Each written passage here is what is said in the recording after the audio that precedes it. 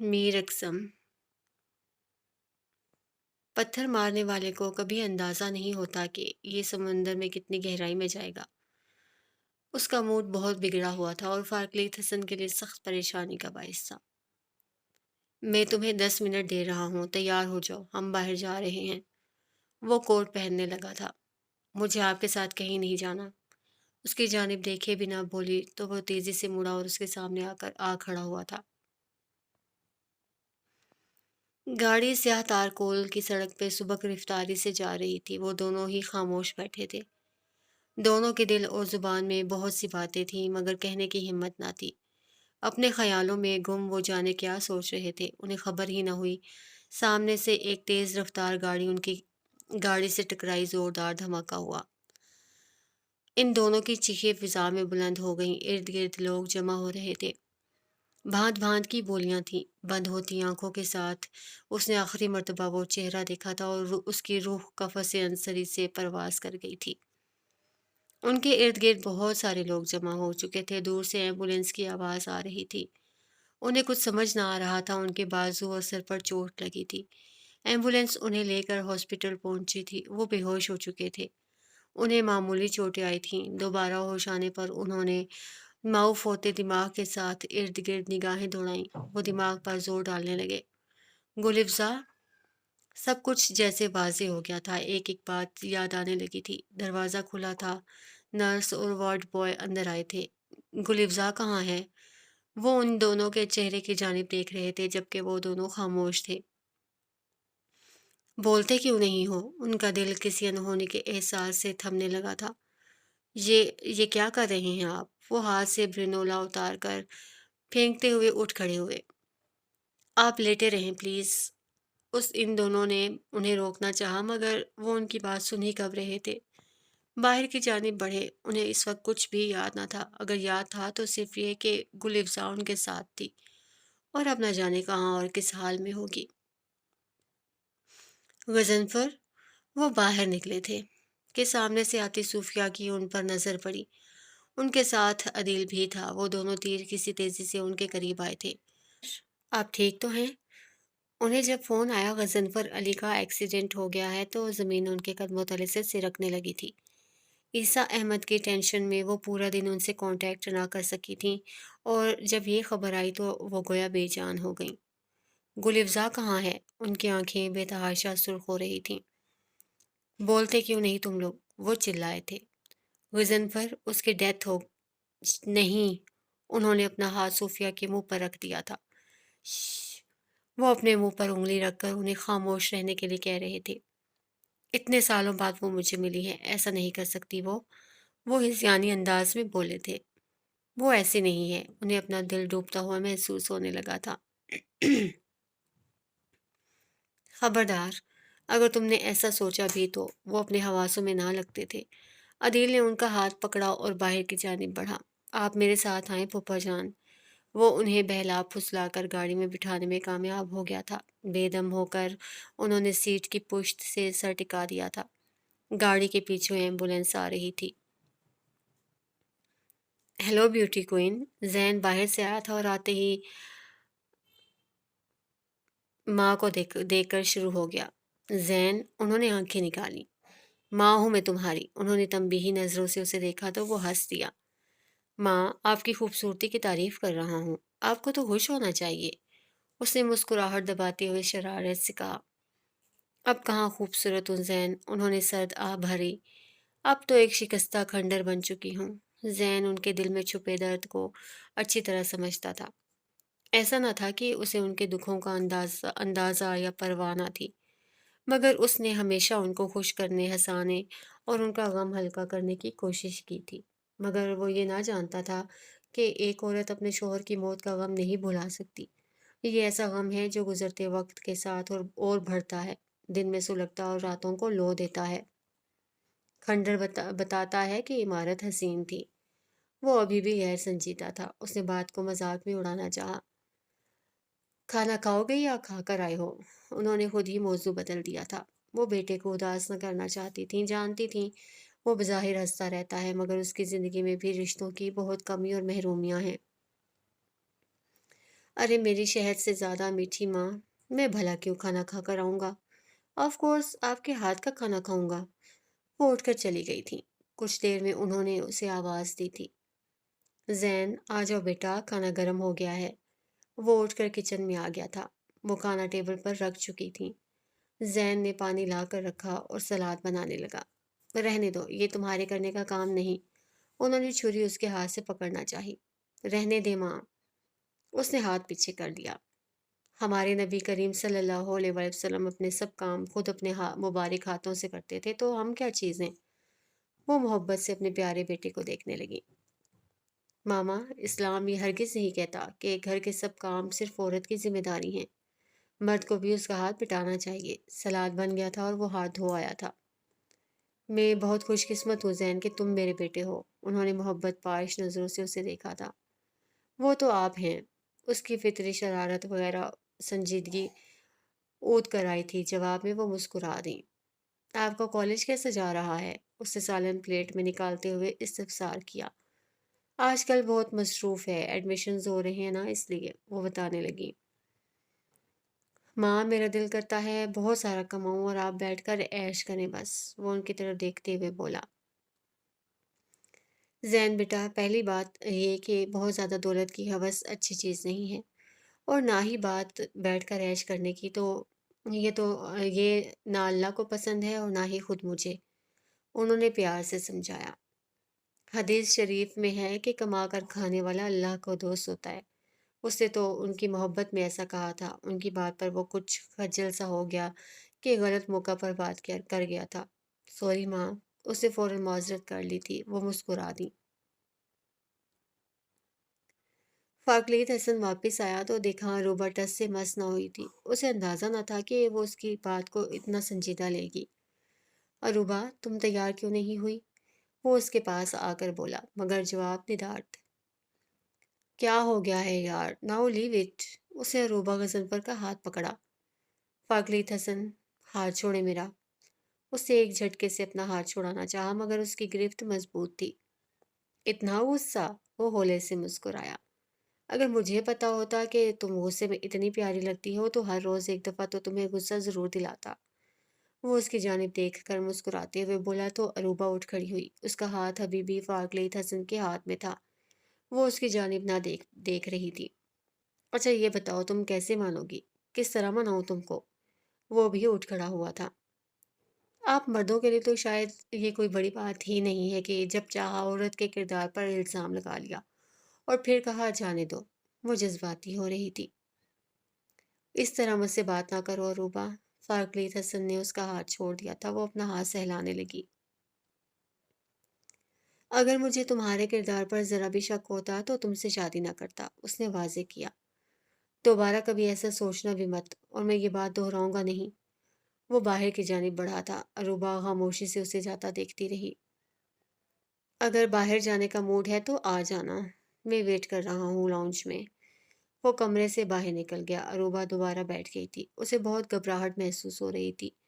دل کو عجیب بے نام سی بے کلی لاحق ہو گئی تھی۔ فروا، تم ٹھیک ہو؟ وہ آنکھیں موندے بیٹھی تھی۔ پاپا آپ کہاں ہیں؟ اسے رہ رہ کر سب یاد آ رہے تھے۔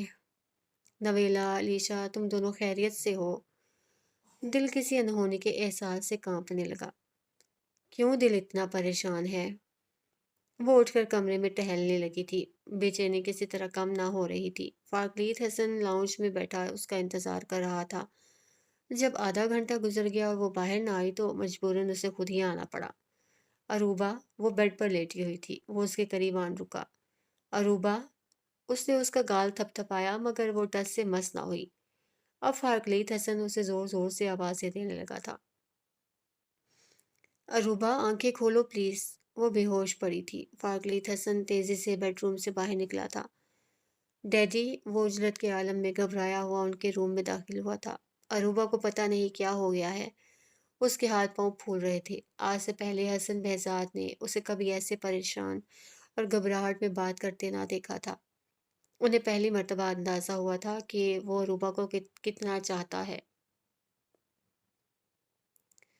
فروا، रात उसने सूली पर लटकते तन्हा रोते हुए गुजारी थी। उसे यकीन हो चला था कि वो अपना वाहिद रिश्ता, अपना सब कुछ, अपनी प्यारी माँ को खो चुकी है। मामू, वो दौड़कर उनके पास आई थी। मामू, अम्मी। उससे आगे वो बोल ही न सकी। उसमें कुछ भी पूछने या सुनने की हिम्मत ना थी। क्यों जाने दिया तुमने उसे? शिद्दत ज़ब्त से उसकी आंखें उनकी आंखें सुर्ख हो रही थीं। आप रो क्यों रहे हैं? उससे बेदर्दी से अपने आंसू रगड़ डाले थे। वो चली गई है परवा, अब कभी वापस नहीं आएगी। उनकी आंख आंख से आंसू छलक पड़े थे। फरवा बेयकीनी के आलम में आंखें फाड़े उन्हें देख रही थी। गुलिफ्जा का रोड एक्सीडेंट में इंतकाल हो गया है फरवा। वो रो रहे थे। फरवा खामोश खड़ी थी। उसका दिल तो उसे ऐसी खबरें रात से सुना रहा था, मगर वो मान ना रही थी।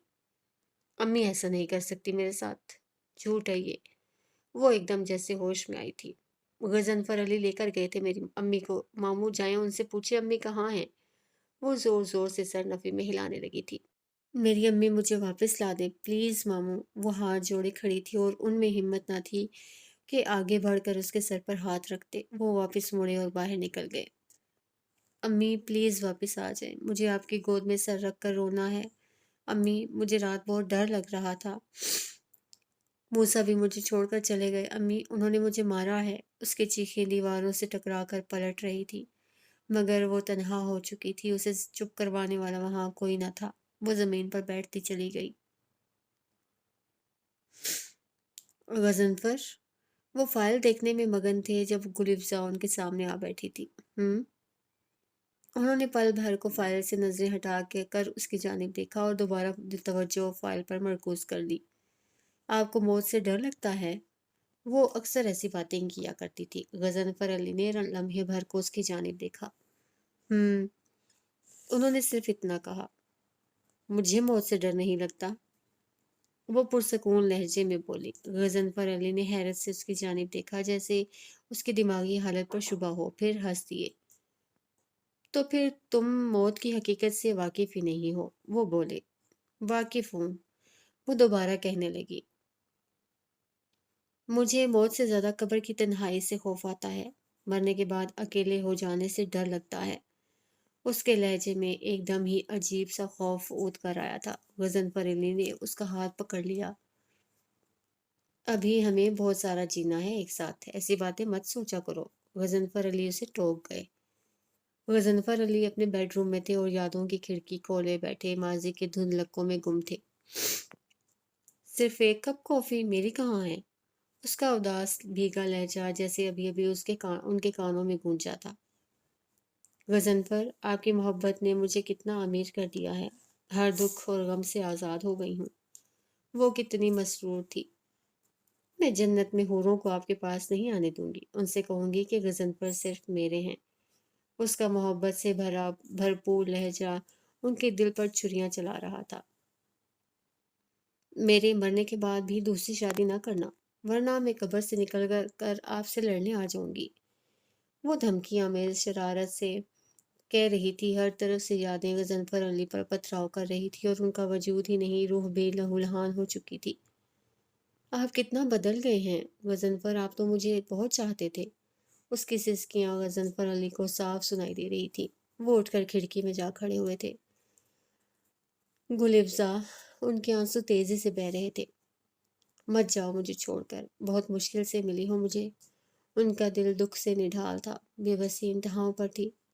19 साल तुम्हारे वजूद की खुशबू इस घर में तलाश करता रहा हूँ। ख्वाबों में तुम्हें यहाँ चलते हुए देखता रहा हूँ। गुलिफ्जा, मत जाओ। कमरे का दरवाजा खुला था, मगर उन्हें पता न चल सका। नवेला बेआवाज कदमों से चलती हुई उनके करीब आई थी। पापा, उसने उन्हें पुकारा था, मगर उनके वजूद में कोई जुम्बिश न हुई। वो इसी तरह खड़े रहे। पापा, उसने अपना हाथ उनके शाने पर रखा था। वो आहिस्तगी से मुड़े थे। बेटा। उनके आंसू और भी तेजी से बहने लगे थे। नवेला ने बाप को रोते देखा तो खुद पर जब्त खोने लगी। आप रो रहे हैं? उसने हाथ बढ़ाकर उनके आंसू पोंछे थे। प्लीज मत रोएं पापा। वो उनके सीने पर सर रख के सिसक उठी थी। मैंने बहुत बुरा किया उसके साथ, मोहब्बत में किए तमाम वादे भुला दिए। वो तो बहुत मासूम थी, बहुत जल्दी घबरा जाती थी। उसने तन्हा जिंदगी कैसे गुजारी होगी? वो मेरे झूठे वादों को याद तो करती होगी। वो बेटी से अपना दुख कह रहे थे। बरसों जो आंसू किसी के सामने ना बहा सके थे, आज उसके सामने बहा रहे थे। उन्हें कभी कोई कंधा मुयस्सर ही ना आया था, वो किससे अपना दुख कहते?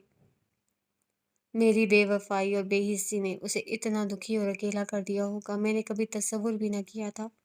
मेरी वजह से वो अपनी बेटी से दूर हुई। पता नहीं उसे कितना याद करती होगी, कैसे उसके बगैर इतने बरस गुजारे।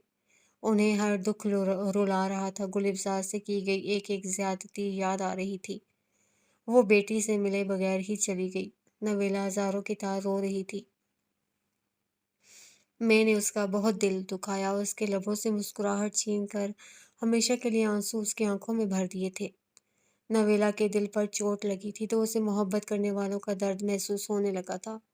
उसका दिल गुदाज हो गया था। वो अपने बाप और गुलिबसा दोनों के दुख को समझ सकती थी, मगर वो अपने बाप के लिए कुछ कर ना सकती थी, क्योंकि मोहब्बत का ज़ख्म खाने वालों के लिए किसी के पास मरहम नहीं होता।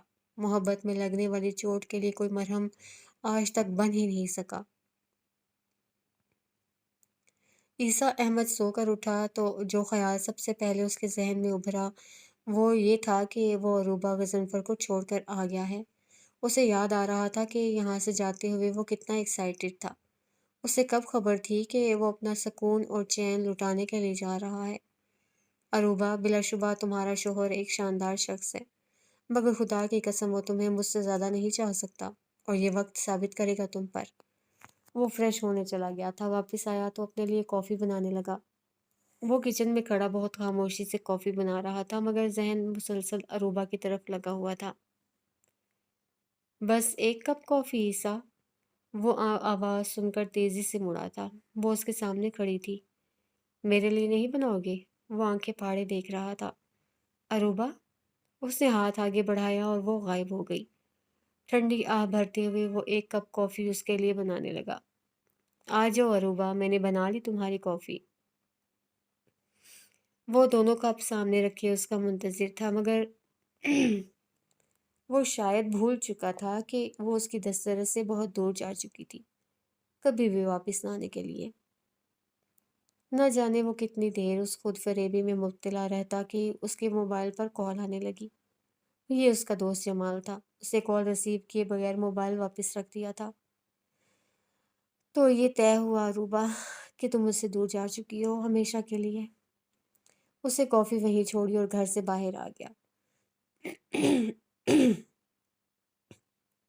वो बेमकसद सड़कों पर घूम रहा था। वो किसी से बात ना करना चाहता था, किसी को देखना ना चाहता था। वो सिर्फ अरूबा गज़नफ़र को देखना और सुनना चाहता था, और ऐसा मुमकिन न रहा था।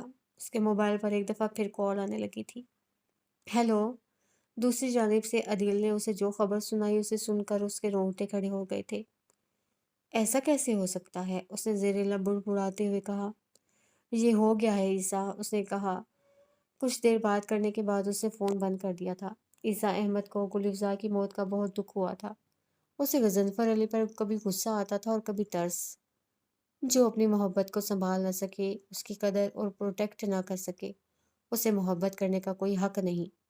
वो खुद कलामी के अंदाज़ में बुड़बुड़ाया था। उसका दिल दुख से भरने लगा था। मोहब्बत करने वालों की किस्मत में जुदाई क्यों लिख दी जाती है? वो किस्मत की सितम ज़रीफ़ी पर हैरान था। गज़नफ़र अली ने सारी ज़िंदगी गुलिबसा का इंतज़ार किया था, और अब जब वो मिली थी, तो फ़ौरन बिछड़ भी गई थी। वो उठ खड़ा हुआ था। क्या मैं भी गज़नफ़र अंकल जैसा हूँ? उसने अपने दिल से सवाल किया था, मगर उसका दिल खामोश था। मैं भी उनकी तरह अपनी मोहब्बत की हिफाज़त न कर सका। वो मेरे हाथों से रेत की तरह फिसल गई और मैं देखता रह गया। तमाम रात वो सड़कों पर बेमकसद आवारा घूमता रहा था। उसका घर जाने के लिए जी ही ना चाह रहा था। घर में कौन था जो उसका मुंतज़िर था, जिसके लिए वो चाहता? खामोशियाँ, तन्हाइयाँ, उदासियाँ और वीरानियाँ। डैडी ने उसे कोई जवाब न दिया और अपने बेडरूम से निकलकर फारकलीत हसन के रूम की जानिब बढ़े, जहाँ अरूबा भी होश पड़ी थी। उनकी तकलीद में वो भी कमरे में दाखिल हुआ था। सामने वो बेड पर बेसुध पड़ी थी। अरूबा बेटा, उन्होंने पास जाकर उसे आवाज़ दी थी, मगर जवाब निदार्थ। आंखें खोलो बेटा। انہوں نے اس کا گال تھپتھپایا مگر وہ اسی طرح بے حس و حرکت پڑی رہی۔ فاقلیت حسن کی جان پر بن آئی تھی۔ ڈاکٹر نکلسن کو فون کرو۔ انہوں نے اپنا موبائل نکال کر اسے تھمایا تھا۔ اگلے چند منٹوں میں وہ ان کے گھر پر تھے، وہ ان کے فیملی ڈاکٹر تھے۔ اروبا کے پاس بیٹھے وہ اسے چیک کر رہے تھے، جبکہ فاقلیت حسن بے چینی کے عالم میں ادھر سے ادھر چکر کاٹ رہا تھا۔ بار بار وہ اس کے قریب آ کر کھڑا ہو جاتا تھا۔ She is mentally disturbed and depressed too much, doctor Nicholson نے بتایا تو حسن بہزاد دل ہی دل میں شرمندہ ہونے لگے۔ ان کا خیال تھا کہ یہ ان کی وجہ سے ہوا ہے۔ انہیں اروبا کے ساتھ اپنے رویے پر سخت افسوس ہونے لگا۔ غور کیا تو پتہ چلا کہ اس کا تو اس معاملے میں کوئی قصور ہی نہیں ہے، سارا قصور ان کے اپنے بیٹے کا تھا۔ ڈاکٹر نے کچھ میڈیسن لکھ کر دی اور اٹھ کھڑے ہوئے۔ Take good care of her, وہ نسخہ انہیں تھماتے ہوئے ہدایات کر کے چلے گئے تھے۔ Thanks you doctor. فاقلیت حسن نے اس کا شکریہ ادا کیا تھا۔ وہ چلا گیا۔ دونوں باپ بیٹا خاموش تھے۔ حسن بہزاد بیٹے سے نظریں چرا رہے تھے۔ ڈاکٹر نے اروبا کو انجیکشن لگایا تھا اور کہا تھا کہ وہ آدھے گھنٹے تک ہوش میں آ جائے گی۔ فاقلیت حسن اس کے لیے سوپ بنانے کے لیے کچن میں چلا گیا تھا، جبکہ حسن بہزاد وہیں بیٹھے تھے۔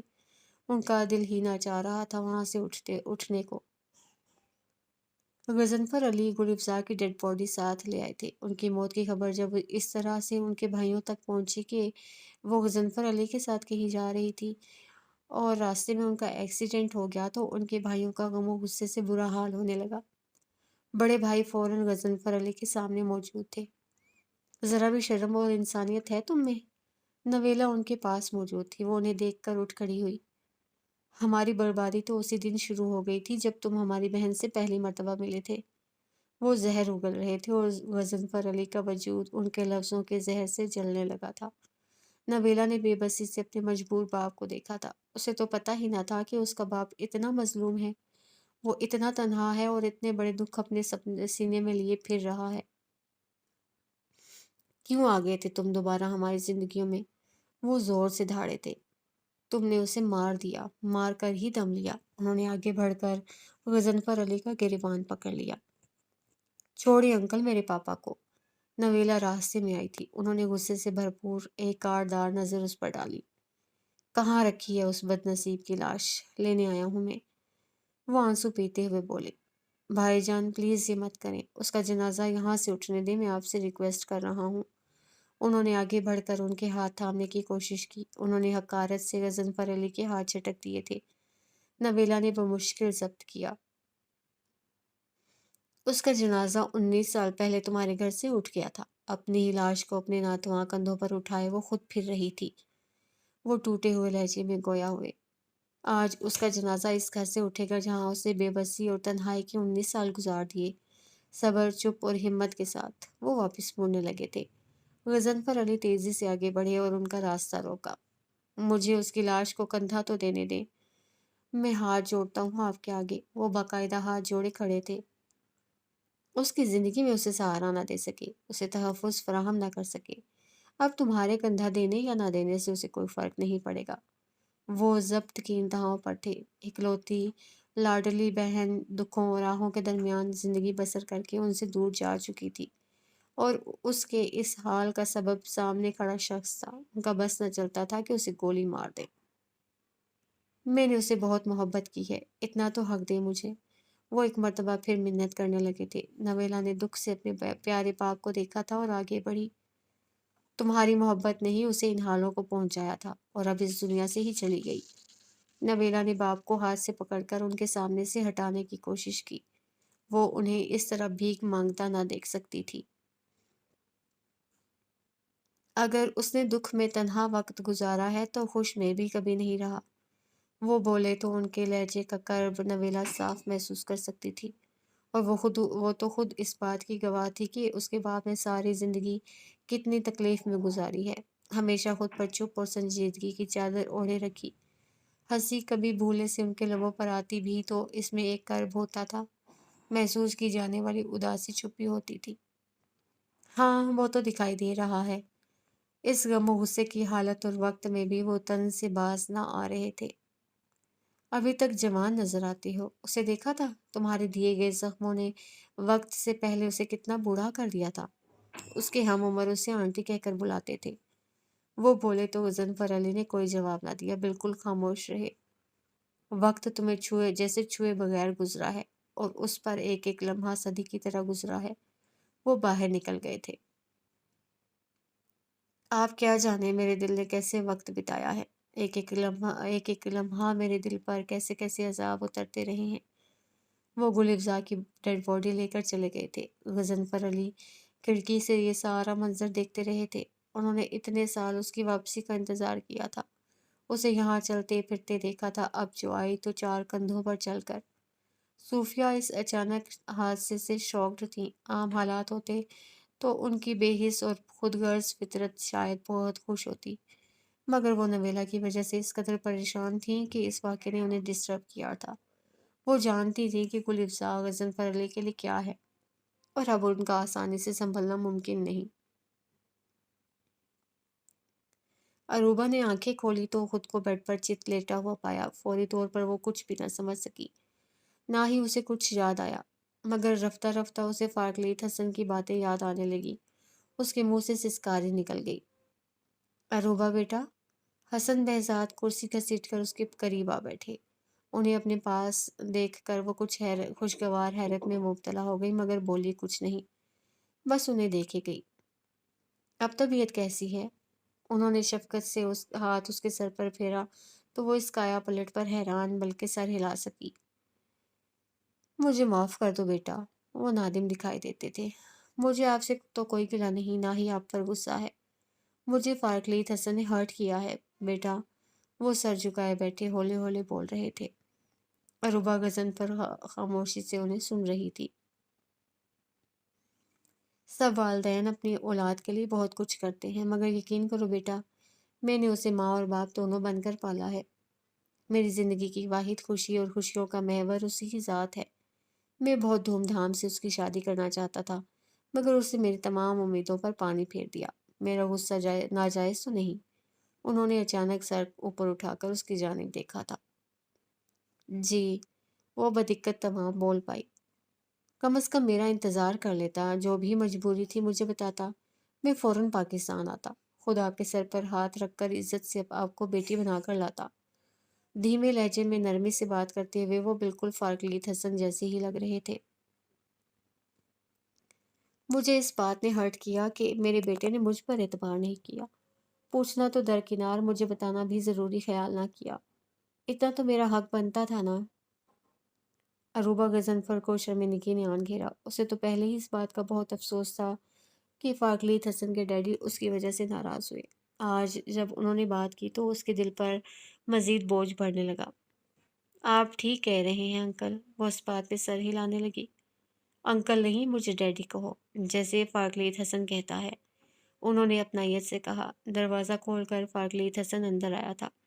اروبا نے اس کی جانب دیکھا تھا۔ وہ آ کر ان دونوں سے فاصلے پر جا بیٹھا تھا۔ سوپ اسے سائڈ ٹیبل پر رکھ دیا تھا۔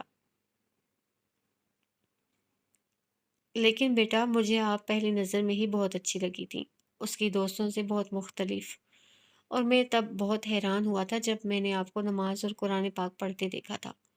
مجھے اس کے انتخاب پر حیرت بھی ہوئی تھی اور خوشی بھی۔ پہلی مرتبہ زندگی میں اس سے کوئی ڈھنگ کا کام کیا ہے۔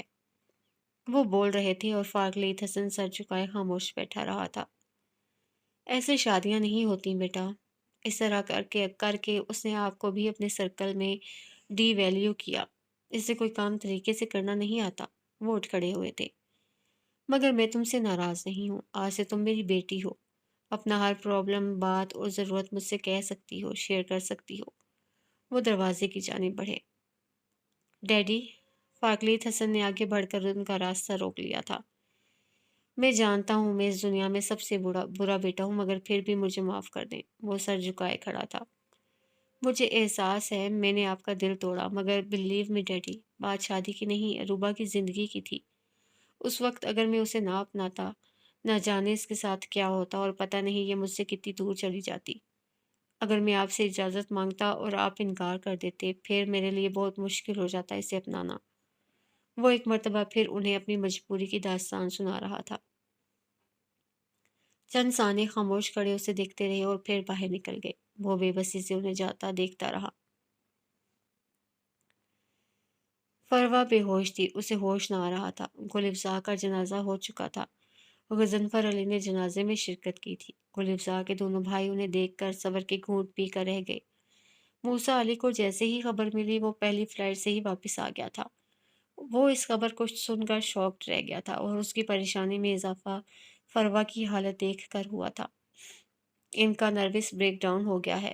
وہ ہاسپٹل میں ایڈمٹ تھی۔ نویلا اور شاہ زیب اس کے پاس تھے۔ غضنفر علی بھی جنازے کے بعد وہیں آ گئے تھے۔ پاپا، وہ کسی بے جان بت کی مانند کھڑے تھے۔ نویلا ان کے پاس آئی تھی۔ ان کے ساکت وجود میں ہلکی سی جنبش بھی نہ ہوئی تھی۔ وہ ٹھیک ہو جائے گی، ڈونٹ وری۔ اس نے اپنا ہاتھ ان کے شانے پر رکھا تھا۔ انہوں نے ایک نظر اپنی اس چھوٹی حساس بیٹی کو دیکھا تھا۔ وہ نہ جانتے تھے کہ وہ اتنی حساس ہے، اس کا دل اتنا نرم ہے۔ اس نے مشکل کی اس گھڑی میں باپ کے دکھ کو جس طرح محسوس کیا تھا، ان کا ہر قدم پر ساتھ دیا تھا، وہ اس کے ممنون ہو گئے تھے۔ اب کچھ بھی ٹھیک نہیں ہوگا نویلا بیٹا۔ ان کے درمیان لمبی چپ حائل رہی تھی، جسے غضنفر علی کی آواز نے توڑا تھا۔ نہ کبھی میری زندگی میں کچھ ٹھیک ہوا ہے اور نہ گل افزا اور اس کی بیٹیوں کی زندگی میں۔ وہ ٹوٹے ہوئے لہجے میں بول رہے تھے۔ شاہ زیب میڈیسن لینے گیا تھا، واپس آ کر ان کے پاس کھڑا ہو گیا۔ یہاں کیا لینے آئے ہو؟ فروا کے دونوں ماموں موسیٰ علی کے ساتھ وہاں آ گئے تھے۔ نویلا نے پریشان ہوتے ہوئے ان کی جانب دیکھا تھا۔ وہ بیٹی ہے میری، وہ لجاجت سے بولے تھے۔ موسیٰ علی نے ناسمجھی کے عالم میں پہلے غضنفر علی اور پھر دونوں ماموں کی جانب دیکھا تھا۔ ان کی باتیں اس کی سمجھ سے باہر تھیں۔ نہیں مانتی وہ تمہیں اپنا باپ، چھوٹے ماموں غصے سے چلائے۔ تمہاری شکل تک دیکھنے کی روادار نہیں وہ، بڑے ماموں نے کہا۔ تایا جان آئیں ہم گھر چلتے ہیں، دوبارہ آ جائیں گے۔ شاہ زیب نے صورتحال کو بگڑتے دیکھا تو ان کا ہاتھ پکڑ کر بولا، جب تک اسے ہوش نہیں آ جاتا میں یہاں سے کہیں نہیں جاؤں گا۔ وہ ضد کرنے لگے۔ کیا ثابت کرنا چاہتے ہو اور کس پر کرنا چاہتے ہو؟ جو تمہارے ان ڈراموں کو سچ مانتی تھی وہ نہیں رہی، بڑے ماموں نے کہا۔ پاپا پلیز آئیں ہم گھر چلتے ہیں، شام کو دوبارہ آ جائیں گے۔ نویلا نے انہیں بچوں کی طرح پچکارا۔ نویلا وہ میری بیٹی ہے، میرے جگر کا ٹکڑا، وہ منت بھرے لہجے میں بولے، مگر نویلا اور شاہ زیب انہیں زبردستی لے آئے تھے۔ موسیٰ علی اس ساری صورتحال سے بہت حیران تھا۔ اسے تو یہ ابھی پتہ چلا تھا کہ فروا کے پاپا زندہ ہیں، اور یہ کہ وہ اتنے امیر کبیر انسان ہیں اور اسی شہر میں رہتے ہیں۔ زین کو آفس سے پتہ چلا تھا کہ موسیٰ علی کی رشتے کی خالہ وفات پا گئی ہیں۔ وہ اور ان کی بیٹی اس کے ساتھ گھر میں ہی رہتی تھی۔ جب سے اسے پتہ چلا تھا اس کا دل بہت دکھی اور بے چین ہوا۔ اسے یقین تھا کہ وہ اس لڑکی کی والدہ ہوں گی جسے اس نے موسیٰ علی کے لاؤنج میں بیٹھے روتے دیکھا تھا۔ وہ تو پیپر میں فیل ہونے پر اتنا رو رہی تھی، اس دکھ پر اس کی کیا حالت ہوگی۔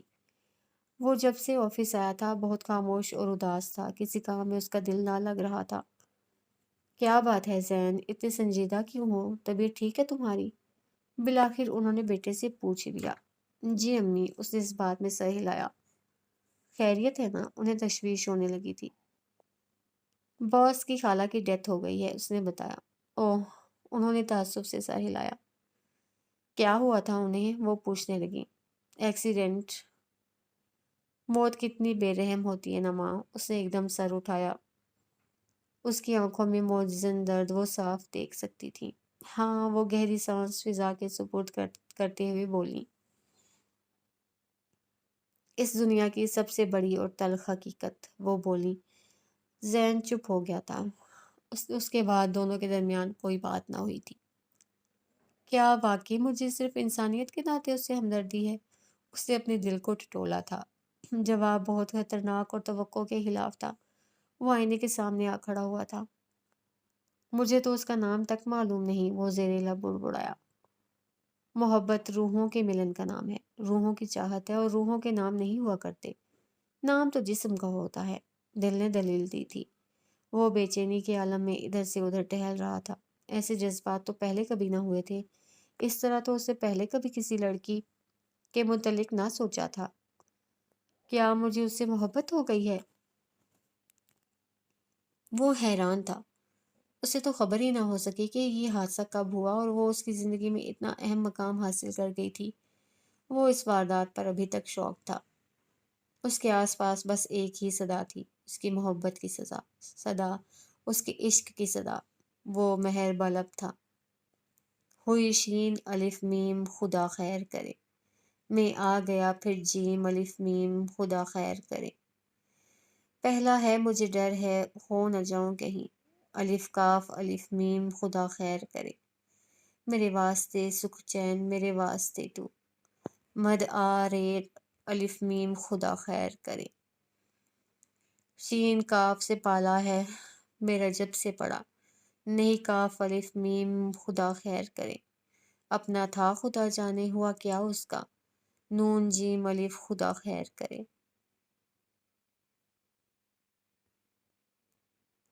فاقلیت حسن چند سانے کھڑا بند دروازے کو دیکھتا رہا اور پھر پلٹ کر اس کے پاس آیا تھا۔ وہ کراؤن سے ٹیک لگائے بیٹھی تھی، نظریں سامنے دیوار پر جمی ہوئی تھیں۔ کیسا فیل کر رہی ہو؟ وہ اس کے پاس بیٹھ گیا تھا۔ اروبا نے نظر اٹھا کر اس کے پریشان چہرے کو دیکھا تھا۔ ٹھیک ہوں، اس نے کمزور آواز میں جواب دیا۔ فاقلیت حسن اسے دیکھے گیا، وہ اس کی طرف نہ دیکھ رہی تھی۔ کب تک ناراض رہنے کا ارادہ ہے؟ وہ اس کی غیر معمولی خاموشی اور سنجیدگی کو بھانپتے ہوئے گویا ہوا۔ میں ناراض نہیں ہوں، اسے سرنفی میں ہلایا۔ ہاں، وہ تو تمہارا انداز بتا رہا ہے۔ اسے یقین آ رہا تھا اس نے اروبا غضنفر کا ہاتھ پکڑا تھا۔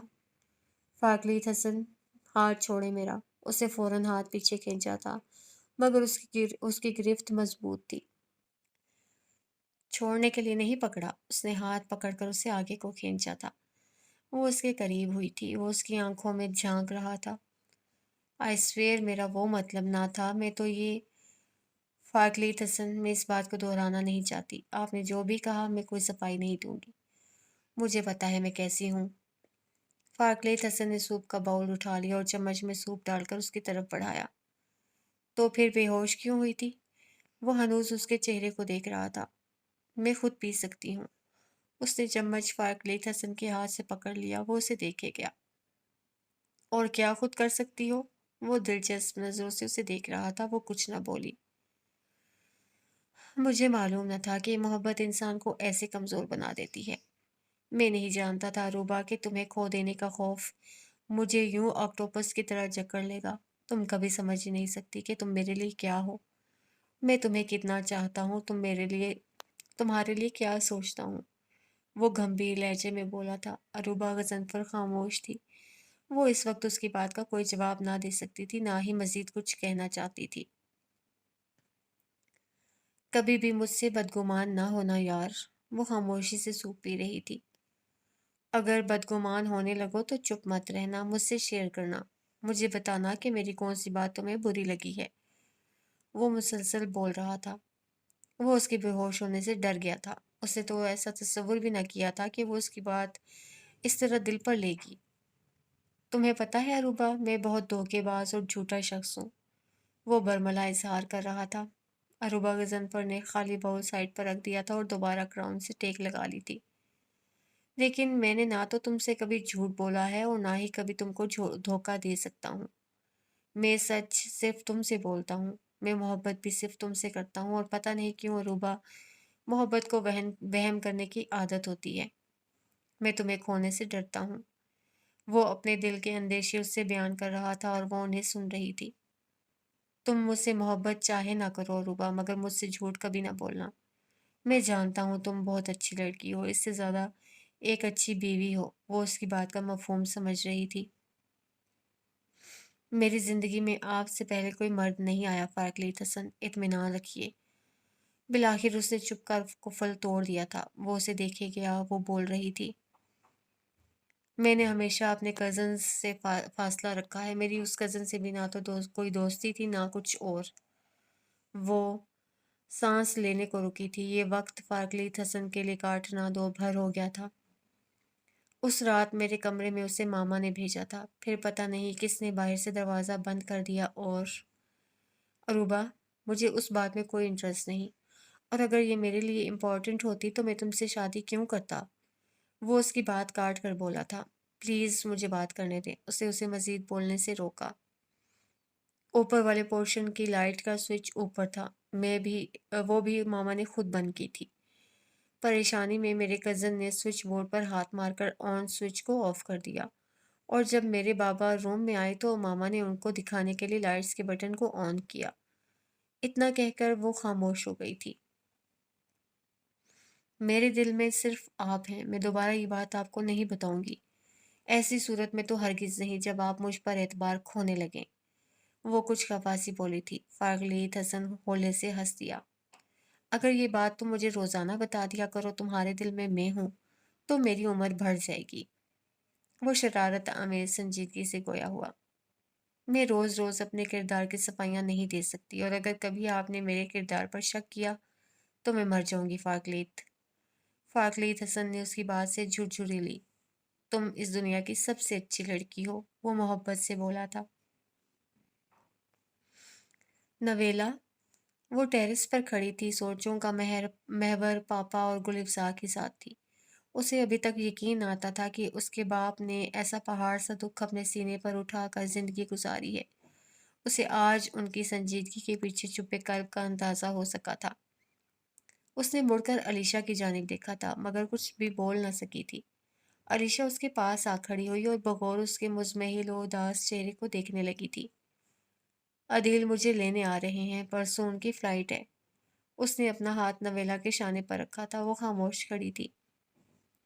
عیسیٰ احمد کو کبھی بھی اپنی زندگی کی مکمل کتاب مت سمجھنا۔ وہ انفارچونیٹلی وہ چیپٹر تھا جو کلوز ہو گیا۔ تمہیں آگے بڑھنا ہے، اسے کچھ بن کر دکھانا ہے۔ تم سمجھنا اللہ نے تمہاری قسمت میں اسے اچھا لکھا ہے۔ وہ اسے سمجھا رہی تھی۔ چیزوں کی ریپلیسمنٹ ہوتی ہے علیشا، انسانوں کی اور رشتوں کی نہیں۔ اس نے ایک ٹھنڈی سانس بھری اور آسمان پر اڑتے پرندے کو دیکھا۔ اس لمحے اسے ایسا محسوس ہوا اس کا دل بھی اس پرندے کی طرح بے بس، تنہا اور اداس ہے، جو اپنے غول سے بچھڑ کر ادھر ادھر بھٹک رہا ہے۔ مگر کسی بے وفا شخص کو منزل سمجھ کر بیٹھ جانا، یہ تو بے وقوفی ہے۔ یہ تمہیں سوائے اذیت کے اور کچھ نہیں دے گی۔ وہ اس کی بہن تھی، اسے اس حالت میں نہ دیکھ سکتی تھی۔ اسے بربادیوں کی طرف جانے سے روکنا چاہتی تھی۔ محبت اگر کسی کے دل سے نکلی دعا کا نتیجہ ہو تو یہ زندگی کو گلزار بنا دیتی ہے، اور اگر کسی دکھی دل سے نکلنے والی آہ کا نتیجہ ہو تو اذیت کے سوا کچھ نہیں دیتی۔ اور علیشا، وہ پل بھر کو رکی تھی۔ میری عیسیٰ احمد سے محبت گل افزا آنٹی کے دل سے نکلنے والی آہوں کا نتیجہ ہے۔ میری خوشیوں کو غضنفر علی اور گل افزا کی خاموشی، صبر اور بے بسی کھا گئی۔ علیشا، ماما نے دکھوں کی جو فصل ان دونوں کے راستے میں بوئی تھی، اس کا زہریلا پھل میری جھولی میں وقت نے ڈال دیا ہے۔ خدا تمہاری خوشیوں کو سلامت رکھے، مگر یہ تمہارا پیچھا بھی کرے گا، تم دیکھ لینا۔ وہ نہ جانے کیا کچھ کہہ رہی تھی۔ علیشا کو اس کی دماغی حالت پر شبہ ہونے لگا۔ ایسا ہو ہی نہیں سکتا علیشا کہ ہم کسی کے پاؤں ظلم کی کنکریوں سے زخمی کریں اور کل وہی کنکریاں دکھوں اور مصیبتوں کا پہاڑ بن کر ہمارے راستے میں نہ آئیں۔ علیشا خاموش ہو گئی تھی۔ اسے محسوس ہونے لگا تھا کہ نویلا سے بحث فضول ہے۔ اس نے طلاق کا بہت صدمہ لیا ہے اور اس کی بات کو دل سے لگا لیا ہے۔ تم ماما اور پاپا کے میٹرز میں انٹرفیئر نہ کرنا نویلا، وہ جیسے چاہیں اسے سالو کریں۔ وہ اسے سمجھانے لگی تھی۔ در حقیقت وہ ایک خود غرض لڑکی تھی۔ ایسے لوگ کسی سے محبت نہیں کر سکتے۔ اسے تو عدیل سے بھی محبت نہ تھی، صرف اس کے روشن مستقبل نے اسے اس کی جانب مائل کیا تھا۔ نہیں علیشا، اس نے سر نفی میں ہلایا تھا۔ یہ میٹر صرف ماما پاپا کا نہیں ہے، بات بہت آگے چلی گئی ہے۔ ماما کی گئی زیادتی کا تاوان نہ جانے ہماری کتنی نسلوں کو بھرنا پڑے گا۔ علیشا خاموش کھڑی اسے دیکھتی رہی۔ نویلا کی آنکھوں کا کرب اس کے لہجے میں بھی بول رہا تھا۔ علیشا نہ تو باپ کے دکھ کو سمجھ سکتی تھی اور نہ ہی بہن کے دکھ کو۔ تم ایٹ لیسٹ اپنا حلیہ تو ٹھیک کرو، دیکھو تو تمہارے کپڑے کتنے رف لگ رہے ہیں، چینج کرو، باہر نکلو، یوں خود کو قید مت کرو، لوگوں سے ملو جلو۔ علیشا اسے سمجھا کر اپنا فرض پورا کر کے چلی گئی تھی۔ وہ پھر سے اکیلی ہو گئی اور اب یہ تنہائی ہی اس کا مقدر تھی۔ نئے کپڑے بدل کر جاؤں کہاں، اور بال بناؤں کس کے لیے؟ وہ شخص تو شہر ہی چھوڑ گیا، میں باہر جاؤں کس کے لیے؟ जिस धूप की दिल में ठंडक थी वो धूप उसी के साथ गई। उन जलती बलती गलियों में अब खाक उड़ाऊं किसके लिए। वो शहर में था तो उसके लिए, औरों से भी मिलना पड़ता था। अब ऐसे वैसे लोगों के मैं नाज उठाऊं किसके लिए। अब शहर में उसका बदल ही नहीं, कोई वैसा जाने गजल ही नहीं। ईवान गजल में लफ्जों के गुलदान सजाऊं किसके लिए। सुनसान पड़ी है घर की फिजा, मुद्दत से कोई आया ना गया। इन खाली कमरों में नासिर, अब शम्मा जलाऊं किसके लिए। दिल में दर्द की एक लहर सी उठी थी, उसे समझ ना आ रहा था कि ये दर्द गुल अफ़ज़ा और गज़नफ़र अली के दुखों के सबब है या उसकी ईसा अहमद से जुदाई का नतीजा है। इस दर्द को दबाते हुए वो अपने बेडरूम में आई और मोबाइल उठाकर उसमें से ईसा अहमद की तस्वीर निकाल कर देखने लगी। आंसू आंखों से निकलकर मोबाइल की स्क्रीन पर गिरने लगे थे, मगर उसे होश कहाँ था। मैं उसे अपने साथ लेकर जाने लगा था, उसका पासपोर्ट बनवा रहा था।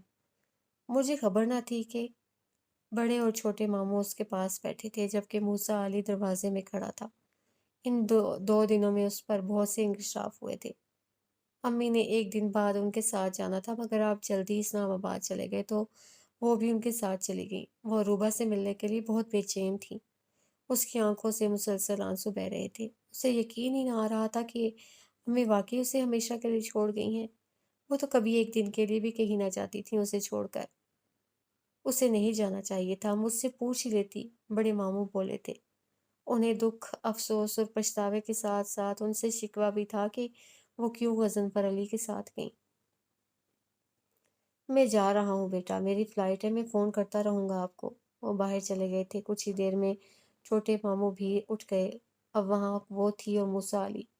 वो अभी तक दरवाज़े में खड़ा था। उसे समझ ना आ रही थी कि उसे क्या कहे।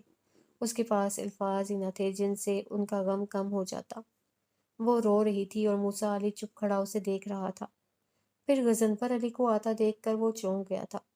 उससे मुसाफ़िया करके वो अंदर की जानिब बढ़े थे। "फ़रवा!" उन्होंने उसे आवाज़ दी थी। वो अपनी जगह से उठी। गज़नफ़र अली को उसके चेहरे पर फैलते नागवार तासुरात वाज़ेह दिखाई दे रहे थे। "कैसी हो बेटा?" वो उसकी खफगी को भांपते हुए आगे बढ़े और अपना हाथ उसके सर पर रखा। "नहीं हूँ मैं आपकी बेटी।" उसने उनका हाथ झटका था। "क्यों आए हैं आप यहाँ? मैं नफ़रत करती हूँ आपसे, शदीद नफ़रत।" वो ज़ोर से चिल्लाई थी। मार दिया आपने मेरी माँ को, मेरी ज़िंदगी का वाहिद रिश्ता, मेरी कुल कायनात छीन लिया मुझसे, मेरे पास तो और कुछ भी नहीं खोने के लिए। खाली हाथ हो गई मैं, मुझे लावारिस कर दिया आपने। बेसहारा हो गई मैं सिर्फ़ आपकी वजह से। वो ज़ोर-ज़ोर से रो रही थी। गज़नफ़र अली लब भींचे खड़े थे। मूसा अली खामोशी से उन बाप-बेटी को देख रहा था। "सिर्फ़ एक दफ़ा मेरी बात सुन लो बेटा", वो मिन्नत भरे लहजे में बोले थे। अगरचे अब कुछ न बचा था, कुछ कहने सुनने का दौर गुज़र गया था, मगर वो गुलिफ़्ज़ा की बेटी थी और वो उसको देखना, उससे बात करना चाहते थे। "कुछ नहीं सुनना मुझे, मेरी माँ वापस ला दें, फिर सुन लूँगी आपकी बात", उसने नफ़ी में सर ज़ोर-ज़ोर से हिलाते हुए कहा था। आंसू एक तवातुर से उसकी आँखों से बह रहे थे। "वो अब नहीं आएगी", उन्होंने मुजरिमाना अंदाज़ में एतराफ़ किया था। फ़रवा ने नफ़रत से भरपूर नज़र उनकी सिमत उछाली थी। वो कितने आराम से इतनी बड़ी बात कह रहे थे। "क्यों लेकर गए थे आप उन्हें?" उसने आगे बढ़कर उनका गिरेबान पकड़ लिया था। "डोंट बी सिली फ़रवा", खामोश तमाशाई बना मूसा अली आगे बढ़ा और उसे उनसे अलग किया। "अगर निभा नहीं सकते थे तो मोहब्बत क्यों की थी उनसे? तहफ़्फ़ुज़ नहीं दे सकते थे तो शादी क्यों की थी बताएँ?" आज इतने बरसों के बाद उन्हें इस बात के लिए जवाबदेह होना ही पड़ा था। उस ज़्यादती के लिए जिस पर वो हर रोज़ पछताते रहे हैं। "मैं बहुत से बेसुकून हूँ फ़रवा, बहुत बेचैन हूँ। प्लीज़ मेरे पास बैठकर मुझसे बातें करो।" उनके अंदर का कर्ब उनके लहजे में ओत कर आया था।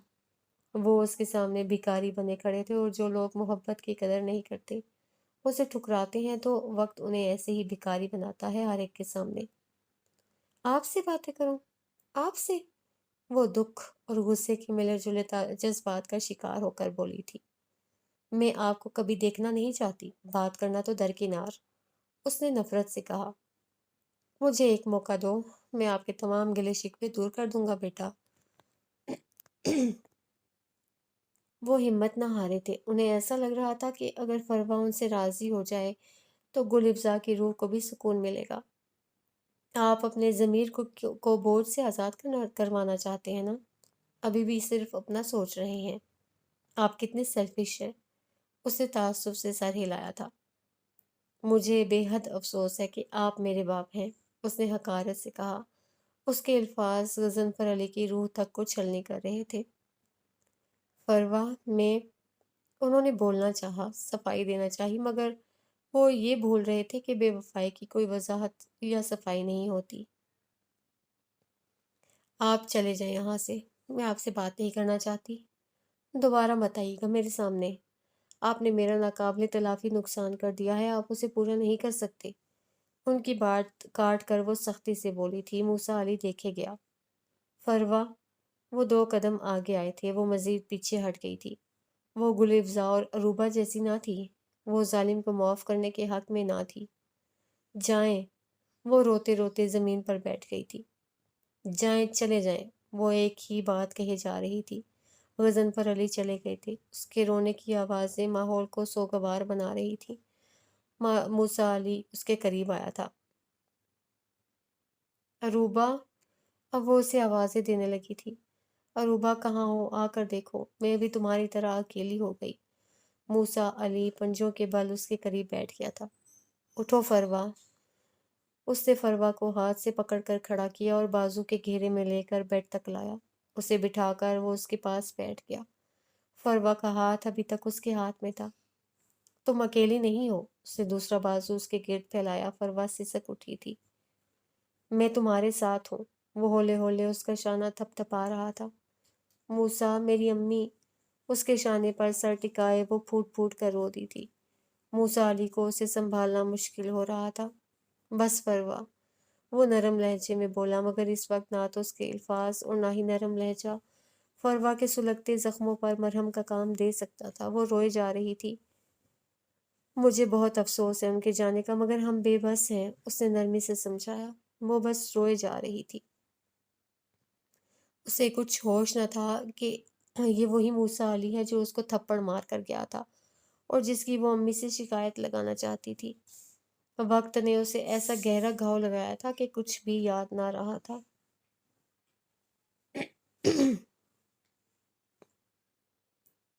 وہ رو رہی تھی، آنسو بہا رہی تھی، اللہ سے فریاد کر رہی تھی، مگر دل تھا کہ ابھی تک اس کے نام کی گردان کر رہا تھا۔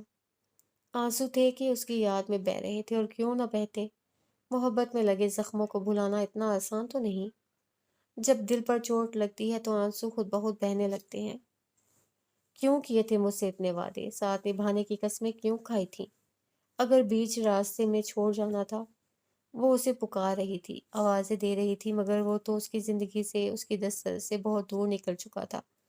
اس کی محبت کو بدگمانی کے گہرے بادلوں نے دھندلا دیا تھا۔ اسے کچھ سمجھ نہ آ رہی تھی کیا کرے۔ اس شخص کو کھو دینے کا خیال اس کے لیے سہانے روح تھا۔ وہ شدید اذیت میں مبتلا تھی۔ اللہ، اس نے ایک مرتبہ پھر مایوس و نامراد ہو کر اسے پکارا تھا۔ میں کیسے رہوں گی اس کے بغیر؟ وہ پھوٹ پھوٹ کر رو دی تھی۔ اسے یقین تھا وہ اسے تلاش کرتا ہوا اس کے پاس آ جائے گا اور اس سے اپنے رویے کی معافی مانگے گا، ہاتھ تھام کر محبت سے واپس اپنے گھر لے جائے گا۔ مجھے اس کے بغیر رہنا نہیں آتا۔ وہ بھول چکی تھی کہ وہ شخص اسے گھر سے ہی نہیں دل سے بھی نکال چکا ہے، اور جنہیں دل سے نکال دیا جائے ان کے لیے پھر گھر میں بھی کوئی گنجائش نہیں رہتی۔ وہ اسے ہمیشہ کے لیے کھو چکی تھی، مگر اس کا دل اس بات کو ماننے سے انکاری تھا۔ وہ ابھی بھی آس لگائے بیٹھی تھی۔ زندگی، وہ ایک مرتبہ پھر حواس کھونے لگی تھی، ماحول سے کٹنے لگی تھی، پھر سے خود فریبی میں مبتلا ہو رہی تھی۔ اندھیرے میں مت بیٹھا کرو۔ وہ اس کے پاس آ بیٹھا اور گہری نظر اس کی سمت اچھال کر گویا ہوا۔ یہ جو اندھیرا ہے نا، یہ میرے اندر کا اندھیرا ہے۔ میں جہاں بھی جاتی ہوں اندھیرے پھیل جاتے ہیں۔ یہ میرے نصیب کی سیاہیاں ہیں۔ وہ چند منٹ بیٹھا اسے دیکھتا رہا، پھر اٹھ کر لائٹس آن کر دی۔ پتہ نہیں کیسی باتیں کرتی ہو تم، وہ تجاہل و عارفانہ سے کام لیتے ہوئے گویا ہوا۔ مجھے ڈر ہے ان اندھیروں سے گھبرا کر آپ مجھے چھوڑ نہ دیں۔ وہ اس کی جانب دیکھ رہی تھی۔ ہم دونوں کو کوئی جدا نہیں کر سکتا۔ اس نے اس کا ہاتھ تھاما۔ اس نے ایک سسکاری بھری اور حال میں لوٹ آئی، وہ کہیں نہ تھا۔ وہ ایک مرتبہ پھر دھاڑے مار مار کر رونے لگی تھی۔